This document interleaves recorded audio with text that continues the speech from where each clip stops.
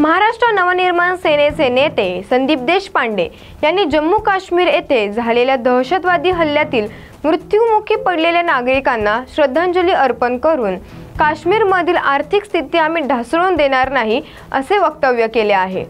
काश्मीरमध्ये पर्यटक येऊ लागले होते, तेथील उद्योगधंदे सुरळीत चालू लागले आणि ह्याच भीतीने दहशतवाद्यांनी जनजीवन विस्कळीत करण्यासाठी हा भ्याड हल्ला घडवला आहे असे संदीप देशपांडे यांनी सांगितले आहे। आपण बघितलं अतिशय क्रूरपणे काश्मीरमध्ये पर्यटकांवर जो गोळीबार झाला, अतिरेकी हल्ला झाला। मला असं वाटतं ही वेळ आहे की सगळ्यांनी एकत्रितपणे या दहशतवादी हल्ल्याला तोंड देणं गरजेचं आहे। कालच सन्माननीय राजसाहेबांनी त्या पद्धतीची भूमिका जाहीर केली आणि सांगितलं की या अतिरेक्यांना 10 जन्म विसरणार नाहीत अशा पद्धतीचा धडा हा सरकारने त्यांना द्यावा आणि हेही सांगितलं की भारत सरकारच्या पाठी, केंद्र सरकारच्या पाठी, काश्मीर लोकांच्या पाठी महाराष्ट्र नवनिर्माण सेना भक्कमपणे उभा आहे।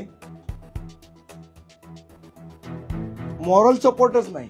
आज आपण बघितलं तर जिओ पॉलिटिक्स जर बघितलं या सगळ्याचं तर 370 कलम हटवल्यानंतर अतिशय सुरळीतपणे सगळं काश्मीर चाललं होतं। लोकांचा रोजगार वाढत होता, पर्यटन वाढत होतं, अनेक पर्यटक हे काश्मीरला जात होते, तिकडे एन्जॉय करत होते आणि त्यामुळे त्याचा परिणाम असा झाला की अतिरेकी बनवण्याचं कारस्थान करणारे जे लोक आहेत त्यांची अडचण व्हायला लागली। कारण जशी जशी सुबत्ता काश्मीरमध्ये वाढायला लागली तसे तसे अतिरेकी तयार होणं बंद झालं। लोकांनी त्या गोष्टीकडे पाठ फिरवली। मुख्य प्रवाहात येण्याची सुरुवात ही काश्मीरमध्ये व्हायला लागली। याच गोष्टीच्या भीतीमुळे की आता जर सगळं सुरळीत पार पडलं, पर्यटक यायला लागले, लोकांना उद्योगधंदे वाढायला लागले, लोकांचं कामं वाढायला लागली, तर आपल्याला अतिरेकी तयार करता येणार नाहीत या भीतीमुळे आणि यासाठी कटकारस्थान करून पर्यटकांवर काश्मीरमध्ये हल्ला केला गेला। त्यामध्ये 6 महाराष्ट्राचे आणि पूर्ण देशाचे 27 मला वाटतं लोक मृत्युमुखी पडले। महाराष्ट्र नवनिर्माण सेनेतर्फे आम्ही त्यांना श्रद्धांजली पण वाहतो। पण नुसतं श्रद्धांजली वाहून नुसतं हे करून ही गोष्ट थांबणार नाहीये। कुठेतरी या दहशतवादाला उत्तर देणं गरजेचं आहे। केंद्र सरकार त्यांच्या पद्धतीने देईल याची आम्हाला 100% खात्री आहे। जो काय बदला घ्यायचा आहे, जे काय सजा द्यायची ज्यांना ती देईलच। पण दहशतवाद्यांना नागरिक म्हणून आपण सगळ्यांनी उत्तर दिलं पाहिजे की तुमच्या दहशतवादाचं उत्तर हे काश्मीरचं पर्यटन आहे। आणि म्हणून मी आज आमचे मित्र राजा राणी ट्रॅव्हल्सचे ज्यांनी फार पहिल्यापासून म्हणजे जेव्हा काश्मीरमध्ये तशी परिस्थिती नव्हती तेव्हा सुद्धा त्यांनी काश्मीरच्या या सहली आयोजित केलेल्या, आम्ही त्यांना विनंती केली की आम्हाला आता काश्मीरला जायचं। महाराष्ट्र नवनिर्माण सेनेचे पदाधिकारी आम्हाला सुद्धा काश्मीरला जायचंय, तर आमच्यासाठी तुम्ही एक ट्रिप अरेंज करा, आम्ही तिथे येऊ। कारण शेवट पर्यटनाला चालना मिळणं म्हणजे जो दहशतवाद्यांचा मनसुबा आहे की या सगळ्यामध्ये पर्यटन खराब झालं पाहिजे काश्मीरचं, काश्मीरचे लोक बेरोजगार झाले पाहिजे, जेणेकरून ते पुन्हा या दहशतवादाकडे वळतील। हा जो त्यांचा डाव आहे तो उधळून लावायचा असेल तर मला असं वाटतं देशभरातल्या सगळ्या लोकांनी यावेळेला 2 दिवस, 3 दिवस, 4 दिवस जेवढं शक्य होईल तेवढं काश्मीरचं पर्यटन केलं पाहिजे आणि त्यासाठी आम्ही पुढाकार घेतोय। आम्ही मनसेचे पदाधिकारी सुद्धा आम्ही त्यांना सांगितलं की आम्ही काश्मीरला येणार आहोत, तुम्ही आम्हाला तारीख सांगा, साधारण 5 मे नंतर कुठली तारीख, जसं तुमच्या अरेंजमेंट होऊ शकतात त्याप्रमाणे आम्हाला पैसे सांगा, आम्ही पैसे भरू। काश्मीरचं पर्यटन जगलं पाहिजे आणि दहशतवादाला उत्तर हे या पर्यटनाने आम्ही देणार आहोत। काश्मीरमध्ये जी चांगली परिस्थिती आहे ती आम्ही बिघडू देणार नाही। आमच्या काश्मीरी बांधव भगिनींच्या पाठी हा अख्खा देश ठामपणे उभा आहे। हा संदेश पाकिस्तानपर्यंत पोहोचला पाहिजे यासाठी आम्ही त्यांना विनंती केली आणि लवकरच त्यांचा संपर्क क्रमांक आम्ही जाहीर करू आणि ज्यांना यायचंय, आमच्याबरोबर यायचंय, नंतर यायचंय, ग्रुपनी जायचंय काश्मीरला, ते त्यांना संपर्क साधू शकतात किंवा कुठल्याही ट्रॅव्हल कंपनीला संपर्क साधा, पण काश्मीरला सगळ्यांनी गेलं पाहिजे ही आमचं आव्हान आहे आणि त्याची सुरुवात आम्ही आमच्या स्वतःपासून करतोय. आमचे पदाधिकारी काही तयार झाले, आमचा एक 50 जणांचा ग्रुप तयार झाला, जास्ती आले तर जास्ती जण जसं ऍडजस्ट होईल त्याप्रमाणे पण आम्ही काश्मीरला जाणार आहोत आणि त्याच्यासाठी आज मी त्यांना बोलवलं होतं, त्यांच्याशी चर्चा केली, थोड्या वेळात ते पॅकेज देतील आम्हाला आणि त्याप्रमाणे आम्ही आमच्या पदाधिकाऱ्यांना पण सांगू, आमच्या कार्यकर्त्यांना सांगू, महाराष्ट्र नवनिर्माण सेनेच्या सर्व नागरिकांना, कशाला महाराष्ट्र नवनिर्माण सेना, या वेळेला सगळ्या देश एकत्र येऊन हे केलं पाहिजे. आम्ही सांगू की काश्मीरला ज्यांना जायचंय त्यांनी संपर्क साधा त्यांना, किंवा अजून कोणाला साधायचंय ट्रॅव्हल कंपनीला तरी ते साधू शकतात, पण काश्मीरला चला याची सुरुवात आम्ही आमच्यापासून करतो.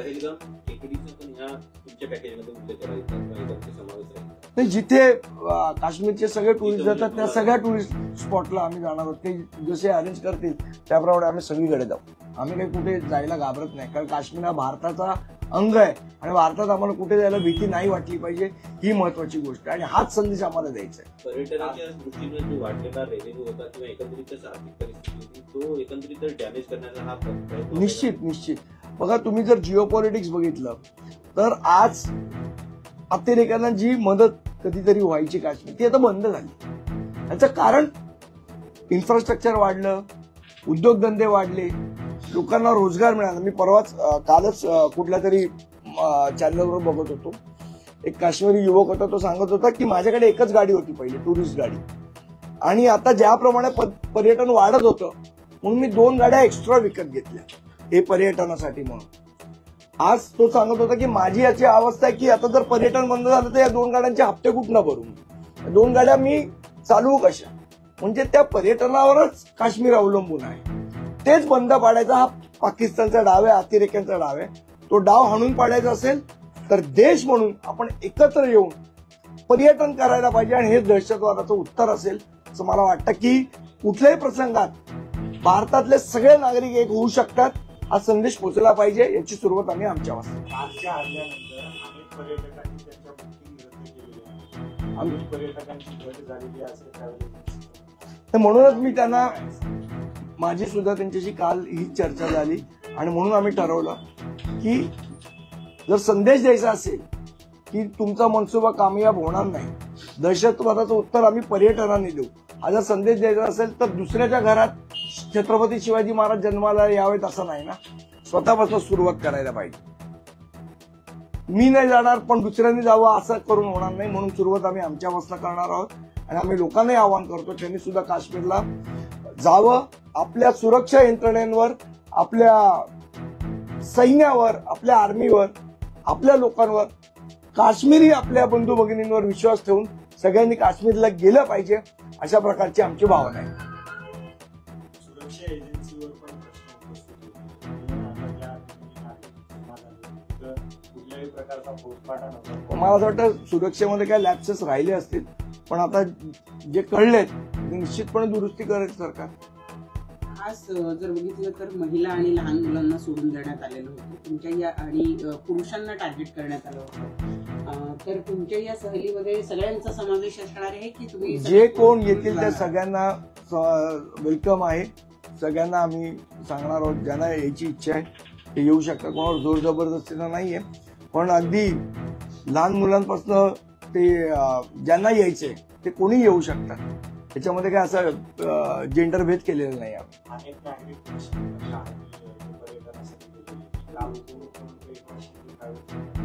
नागरिकांसाठी गेलेले होते, त्यांच्यावर टीका होती बघा, असं आहे, तुम्हाला ती गोष्ट माहित असेल, वडील, मुलगा आणि गाढव तसंच आहे. तुम्ही दोघंही गाढवावर बसले तरी टीका होणार आहे, एकटे वडील गाढवावर बसले तरी टीका होणार आहे, एकटा मुलगा गाढवावर बसला तरी टीका होणार आहे, गाढव अंगावर घेतलं तरी टीका होणार आहे. त्यामुळे टीकाही होतच राहते.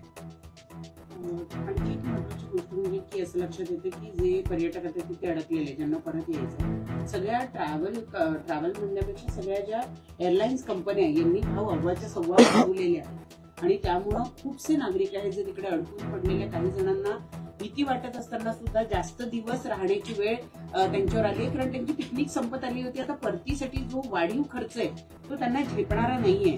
मला असं वाटतं की म्हणजे आपल्या एअरलाईन्स कंपन्या, आता इंडिगोची एक काय टॅगलाईन आहे, कनेक्टिंग इंडिया, अशा प्रकारे कनेक्ट करणार आहात का तुम्ही इंडियाला? अशा प्रकारे भारत जोडो करणार आहात का? म्हणजे ज्या प्रसंगात तुम्ही खंबीरपणे लोकांच्या पाठी उभं राहिले, त्या प्रसंगात तुम्हाला लोकांना लुटण्याचं जर प्रकार होत असतील तर अतिशय गंभीर आहे. मला असं वाटतं काल याची दखल डीजीसीपीने घेतली.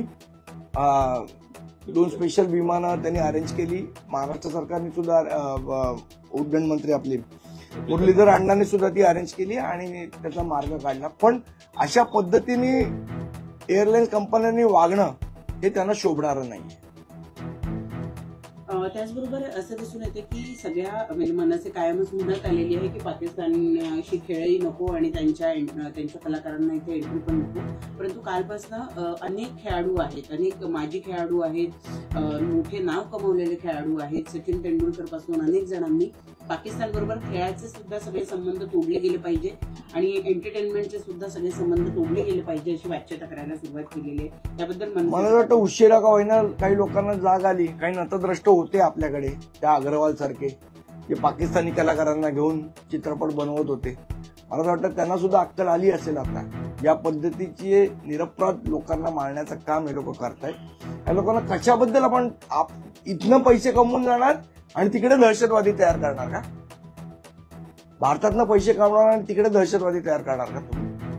मला वाटतं सगळेच संबंध आता केंद्र सरकारने ठेवलेत. आमची तर भूमिका पहिल्यापासूनच आहे की महाराष्ट्रात आम्ही पाकिस्तानी कलाकारांचे चित्रपट प्रदर्शित होऊ देणार नाही. पण ही भूमिका माझ्या मते सर्व भारतातल्या सर्व राज्यांनी घेतली पाहिजे, ही आमची विनंती आहे.